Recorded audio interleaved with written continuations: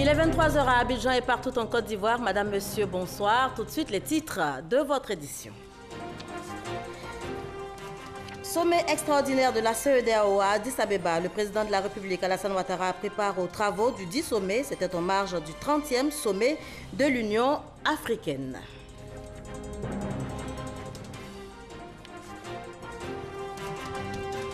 On s'intéressera également dans ce journal aux audiences du chef du gouvernement, Amadou Gon Coulibaly, a reçu hier lundi le président directeur général de la BOAD, la Banque ouest-africaine de développement, et une délégation de la Fondation Jacobs.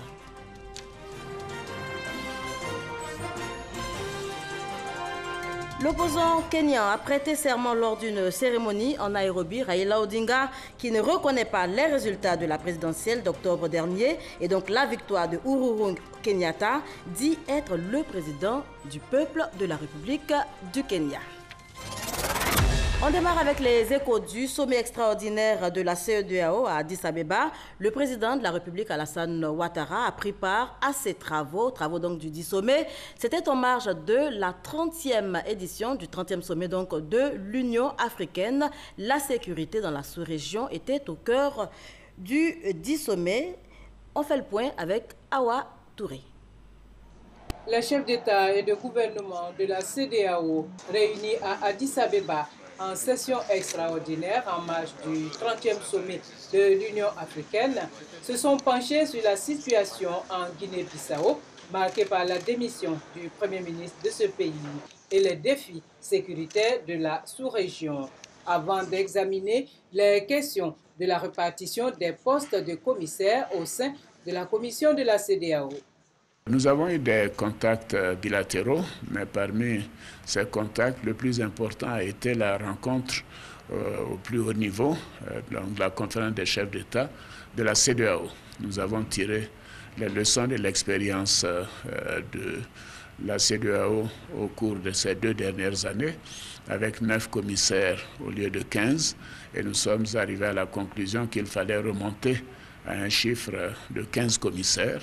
Et ceci est important pour notre compatriote Jean-Claude Brou, qui sera à compter du 1er mars le président de la commission, parce qu'il aura un gouvernement de 15 membres avec des répartitions plus équilibrées dans les responsabilités et également une meilleure ambiance pour que tous les pays, quelle que soit leur importance, aient un commissaire. Et je trouve que c'était une étape importante et je voudrais rendre hommage à tous les chefs d'État qui ont adopté cette proposition, cette réforme à l'unanimité. Le sommet extraordinaire de la CEDEAO a également exprimé sa compassion au Burkina Faso et au Mali pour les événements de Koni en territoire malien qui ont fait 26 morts. Voilà le président de la République, Alassane Ouattara, qui prenait donc part au sommet de la CEDEAO. C'était en marge de la 30e réunion de l'Union africaine. La sécurité de la sous-région et également la gouvernance de la CEDEAO étaient au menu de cette réunion de haut niveau. On faisait le point avec Awa Touré. On s'intéresse à présent aux audiences du chef du gouvernement, Amadou Gon Coulibaly, qui a reçu hier lundi le président directeur général de la BOAD, la Banque ouest-africaine de développement, également une délégation de la Fondation Jacobs. Les hôtes du Premier ministre souhaitent renforcer leur coopération avec la Côte d'Ivoire. Alexis Ouedraogo. Le président de la BOAD chez le Premier ministre Amadou Gon Coulibaly ce lundi.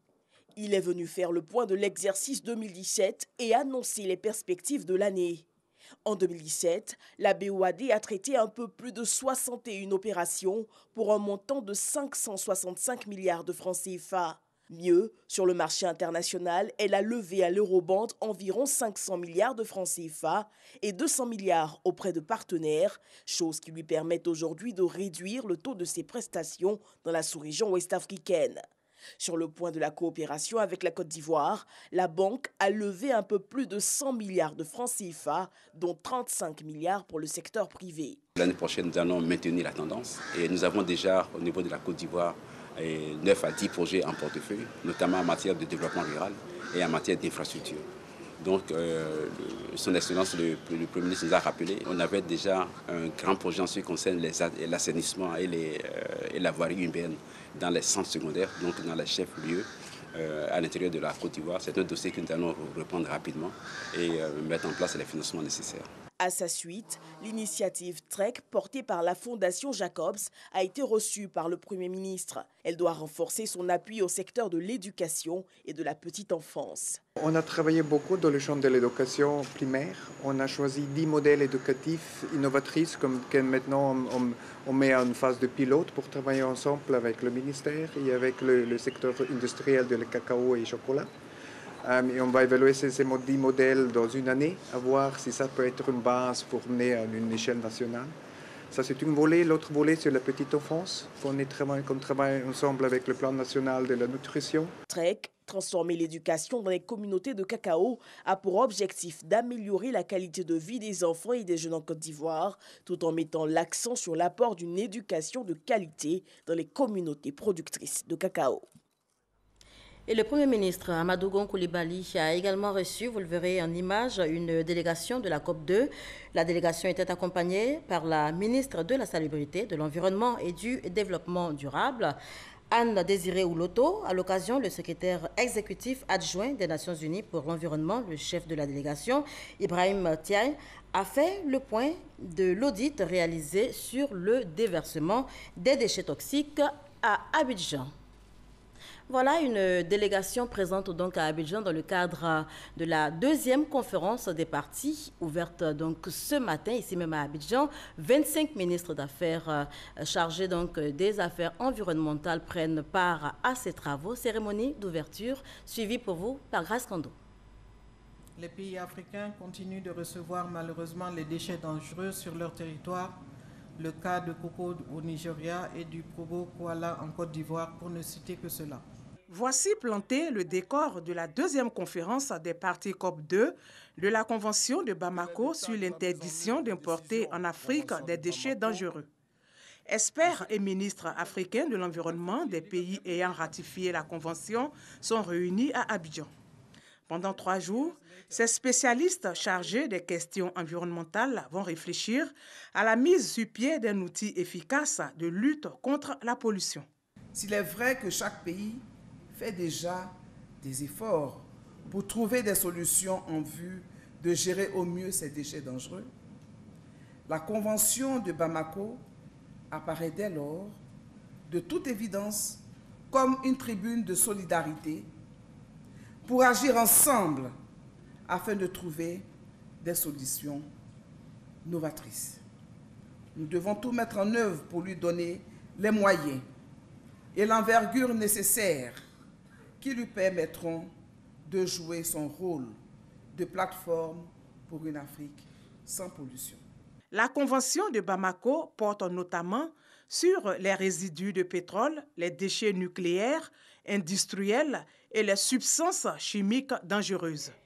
Les ministres présents à la COP2 s'engagent à faire en sorte que le continent africain ne soit plus une décharge. Cette convention vient pour marquer une prise de conscience de l'Afrique, pour dire non, l'Afrique n'est pas une poubelle, l'Afrique n'est pas un dépotoir de déchets, l'Afrique a besoin d'un environnement sans pollution. Aujourd'hui, c'est une relance de la Convention de Bamako pour que nous, Africains, nous puissions prendre en main nos destinées en ce qui concerne les produits toxiques qui sont déversés en Afrique. S'agissant du déversement des déchets toxiques par le Probo Koala à Abidjan en 2006, un rapport d'audit a été produit. Il est quand même important de pouvoir rassurer le gouvernement ivoirien et son peuple que les populations sont complètement mises à l'abri. Et c'est ça justement que ce rapport-là fait ressortir. Mais en même temps, il fait ressortir également un certain nombre de recommandations sur des mesures d'accompagnement pour prévenir ces genres de situations à l'avenir.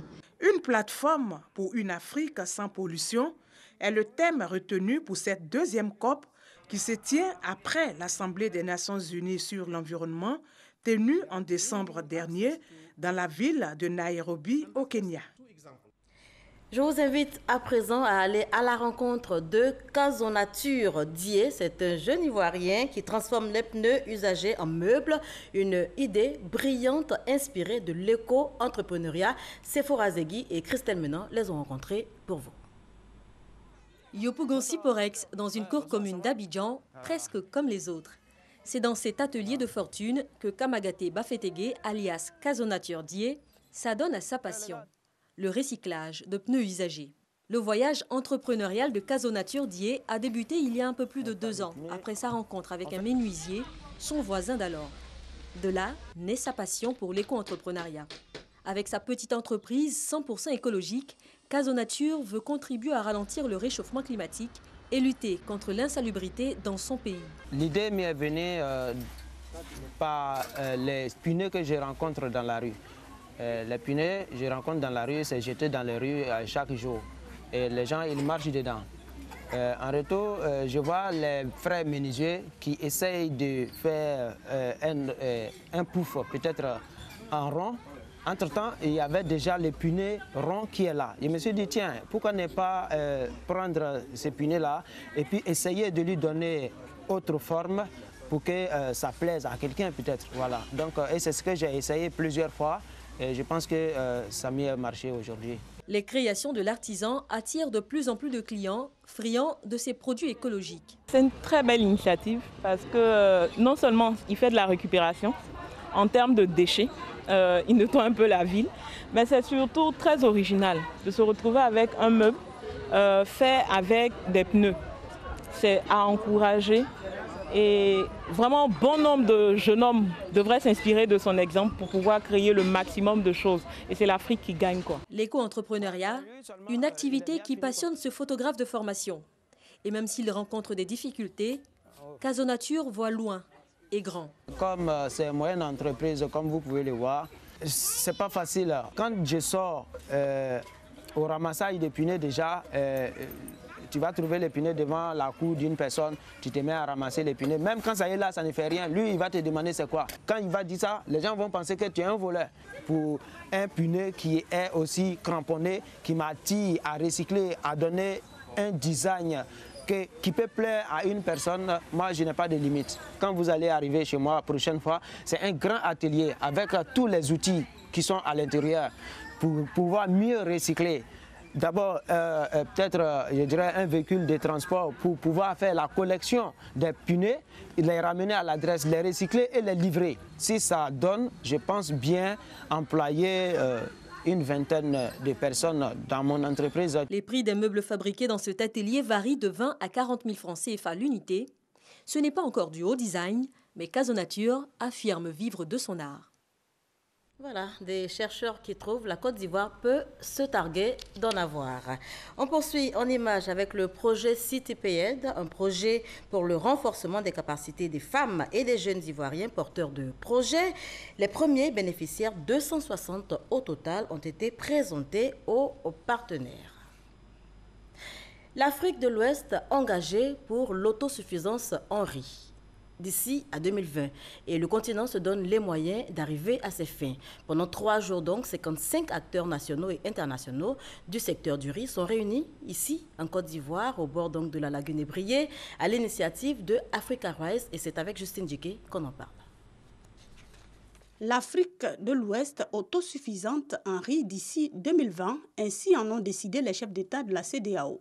L'échéance approche, mais la région ouest africaine est loin d'atteindre ce but. Elle qui consacre 10% de son produit intérieur brut PIB à l'importation de riz. Selon la FAO, l'importation de riz en Afrique est estimée à 16 millions de tonnes en 2017, malgré les progrès enregistrés au niveau de la production. 20,3 millions de tonnes de riz blanc produits en Afrique et 10,5 millions de tonnes de riz blanc en Afrique de l'Ouest en 2017. Et la production ne couvre que 55% du besoin. Africa Rice, l'association pour le développement de la riziculture en Afrique de l'Ouest, avec l'appui des partenaires au développement, dont la Banque mondiale veut amener les pays africains à s'inspirer du modèle de production du riz en Asie pour développer une chaîne de valeur du riz en Afrique. L'objectif de cet atelier, c'est pour échanger avec des pays en Asie où ils ont eu des expériences très positives et pour voir si on peut en tirer quelque chose de leurs expériences pour améliorer la performance de la chaîne de valeur riz en Afrique.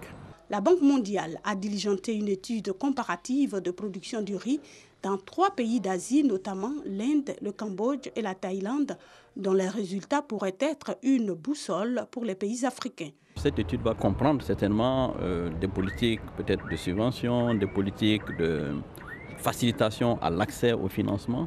En fonction des modèles qu'on va discuter ici, la banque va décider avec le gouvernement quel type d'appui apporter. La Côte d'Ivoire, dont la production de riz a augmenté depuis 2011 et stagne depuis 2015 avec une quantité de 1,4 million de tonnes par an, prévoit construire 30 usines d'une capacité de 25 000 tonnes de riz paddy chacune et créer une interprofession du riz.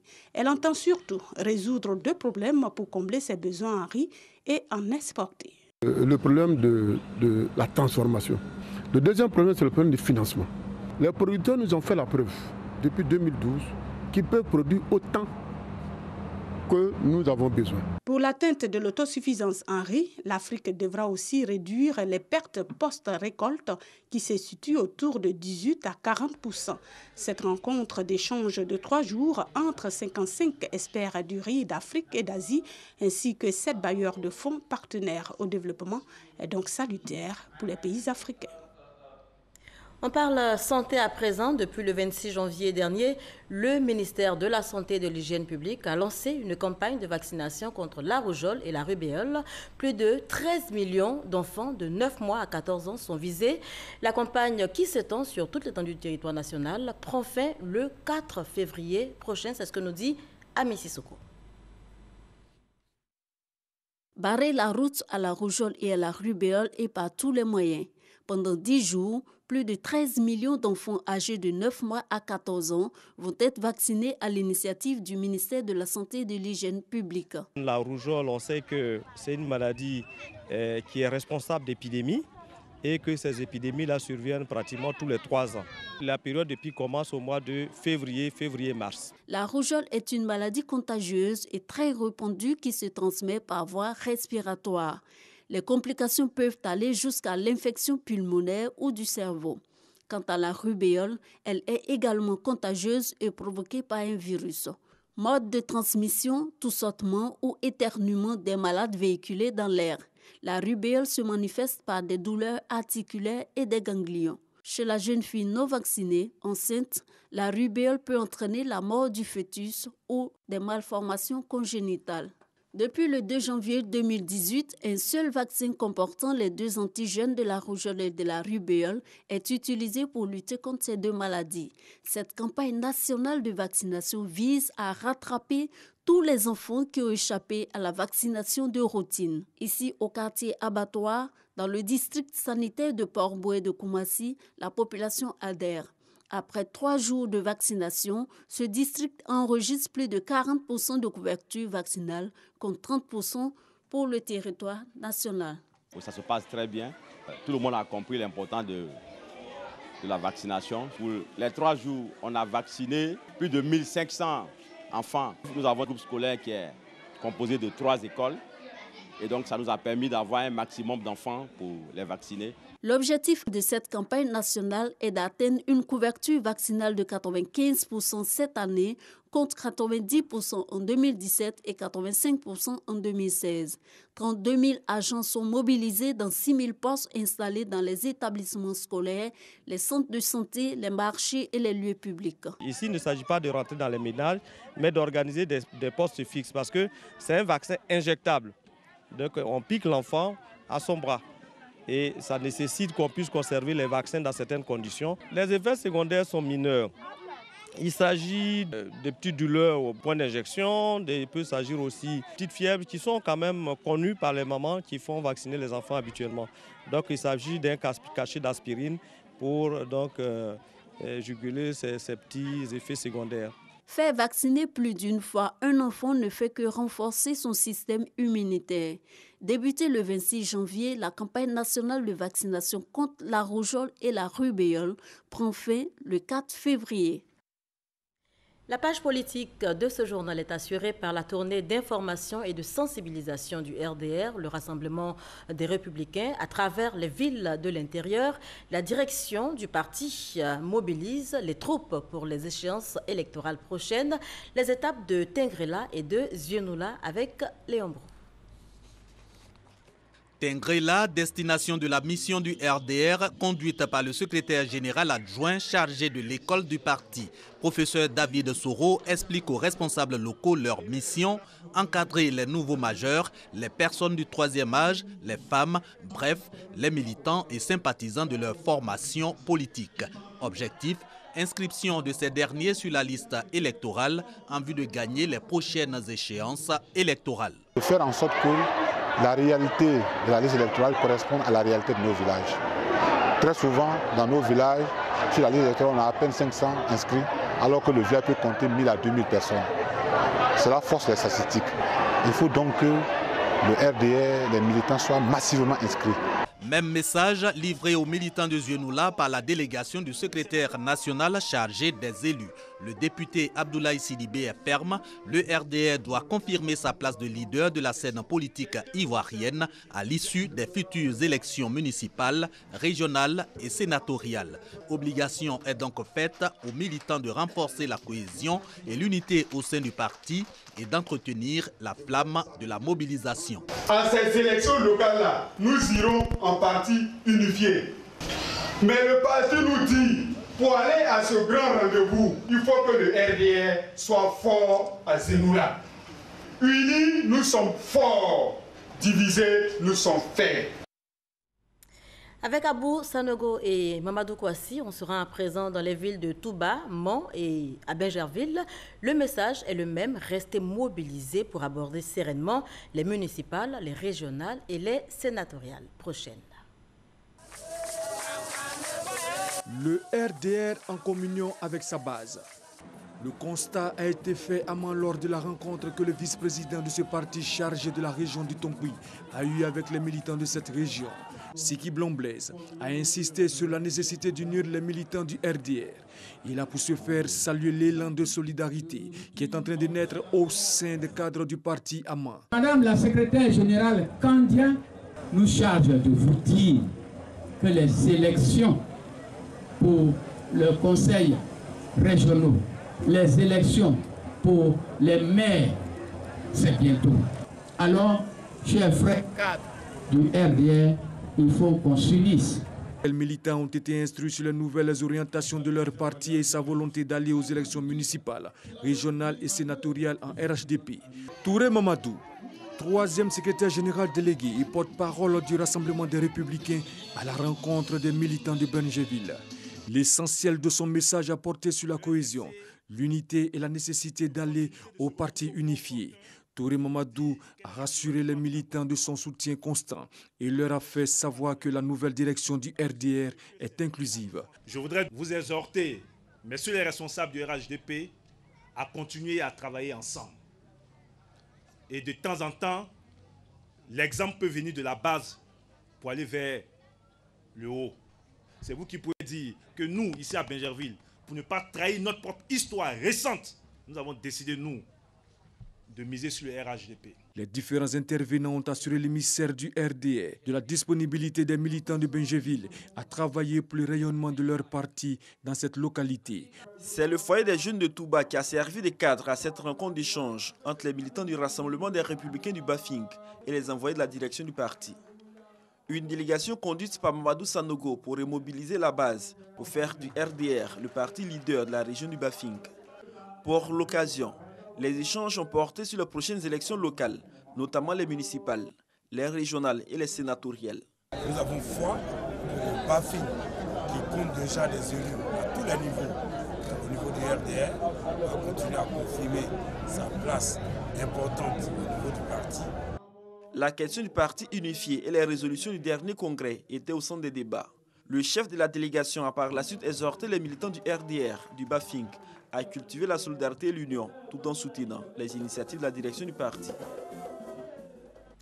À présent, le tour de l'actualité internationale. On fera escale en Catalogne, en Espagne, au Kenya et en République démocratique du Congo. Et ce sera avec Konaté Moussa.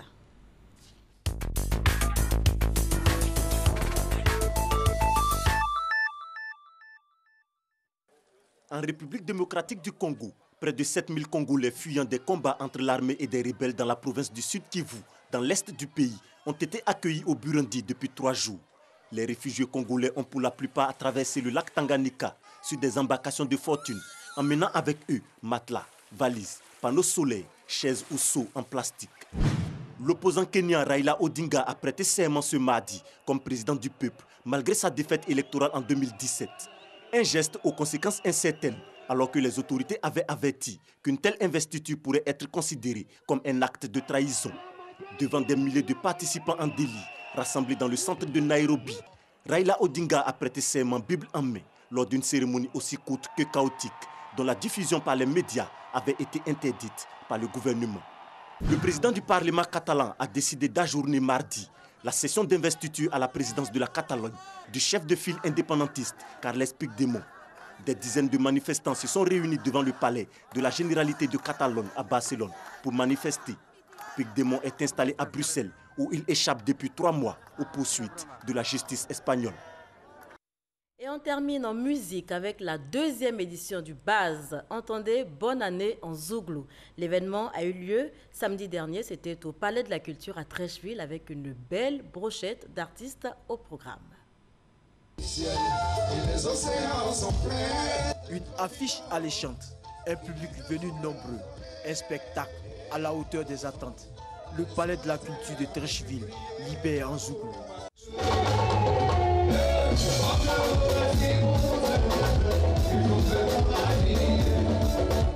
La 2e édition de la Bonne année en Zouglou, Buzz, a tenu toutes ses promesses. Espoir 2000, Leader, Zouglou Makers, Molière, Soumbil ont su apporter du baume au cœur de leurs fans.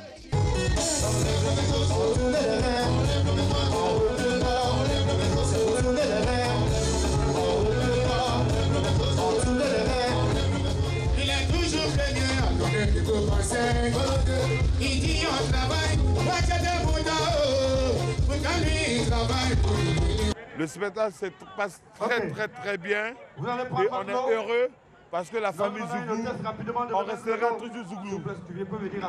Depuis sa création au début des années 90, le Zouglou déchaîne des passions. Pour cette 2e édition de la Buzz, la première génération était présente pour apporter son onction au mouvement.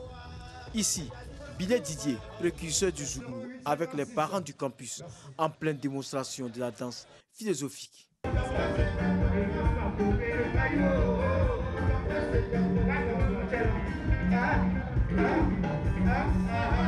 Heureusement, nous sommes encore là à titre costume de notre vivant pour voir ce genre de choses.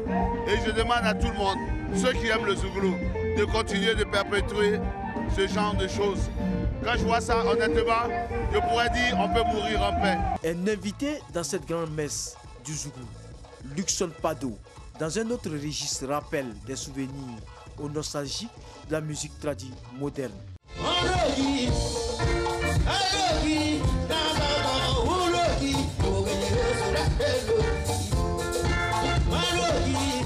On a des personnes comme Luxon Pado qui viennent jouer. C'est une génération qui a bercé notre enfance, qui a bercé notre jeunesse. Et chaque fois qu'ils viennent nous accompagner dans ce genre de cérémonie, on tire plein d'enseignements. Pendant plus de 6 heures, les Zouglouphiles ont chanté et dansé avec leurs idoles. Rendez-vous est pris pour l'année prochaine, pour la 3e édition. Voilà, la 2e édition donc de la Buzz 2018. Entendez Bonne année en Zouglou 2018, c'était tout simplement beau. Sur un commentaire de Issa Yeo qui met un terme à ce journal. Merci de nous avoir suivis. Je vous souhaite de passer une excellente soirée sur nos antennes.